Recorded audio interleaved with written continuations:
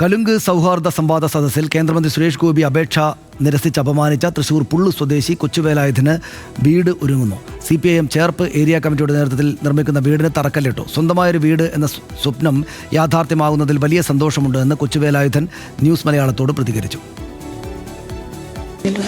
വളരെ സന്തോഷമായി. ഒരിക്കൽ അപമാന ഭാരത്താൽ തലകുനിഞ്ഞു പോയ വേലായുധൻ ഇന്ന് ഉള്ളു തുറന്ന് ചിരിക്കുകയാണ്. ആ സന്തോഷം കണ്ണു നിറയ്ക്കുന്നുണ്ട്. ഭാര്യ സരോജിനിയും 3 മക്കളും അടങ്ങുന്ന 5-അംഗ കുടുംബം താമസിച്ചിരുന്ന ഒറ്റമുറി കൂരയിൽ നിന്നും അടച്ചുറപ്പുള്ള വീട്ടിലേക്ക് മാറി താമസിക്കാൻ വേലായുധന് ഇനി അധികം കാത്തിരിക്കേണ്ടി വരില്ല. ദീർഘനാളത്തെ സ്വപ്നമായിരുന്നു അടച്ചുറപ്പുള്ളൊരു വീട്.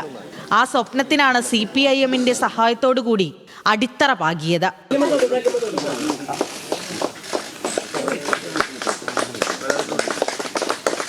കേന്ദ്ര സഹമന്ത്രി സുരേഷ് ഗോപി ജനകീയ പ്രശ്നങ്ങൾ ചർച്ച ചെയ്യാനായി തൃശൂർ പുള്ളിൽ നടത്തിയ കലുങ്ക് സംവാദത്തിനിടെയാണ് കൊച്ചുവേലായുധൻ തന്റെ സങ്കടം അറിയിക്കാനെത്തിയത്. അപേക്ഷ കയ്യിൽ വാങ്ങി പോലും നോക്കാതെ കേന്ദ്രമന്ത്രി മടക്കി അയച്ചത് വേദനിപ്പിച്ചതായി കൊച്ചുവേലായുധൻ തുറന്നു പറഞ്ഞിരുന്നു. എനിക്കെന്തെങ്കിലും പറയുന്നുണ്ടായിരുന്നു, പക്ഷെ നമ്മളതിൽ അറിവുള്ള ഒരു കേന്ദ്രമന്ത്രിയോട് നമ്മൾ സംസാരിക്കുമ്പോൾ ഇല്ല. ഞാൻ ഒന്നും മിണ്ടിയില്ല. എത്ര നാൾ കൊണ്ട് നടക്കുന്ന അറിയില്ലല്ലോ. കുറേ കിടന്ന് നടന്നു, പിന്നെ അവിടെ ഇട്ടുപോയി. അത് കാരണം ഇപ്പം കിട്ടിയതിൽ സന്തോഷം.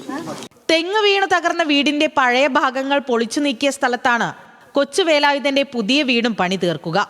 നാടൊന്നാകെ ചേർന്നാണ് വേലായുധൻ ചേട്ടന്റെ സ്വപ്നം പൂർത്തീകരിക്കുന്നതെന്ന് CPM ജില്ലാ സെക്രട്ടറി KV അബ്ദുൽ ഖാദർ പറഞ്ഞു.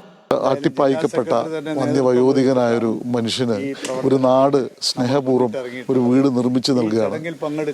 ഇതിൽ ഞങ്ങളോട് സഹകരിച്ച എല്ലാവരോടുമുള്ള നന്ദി.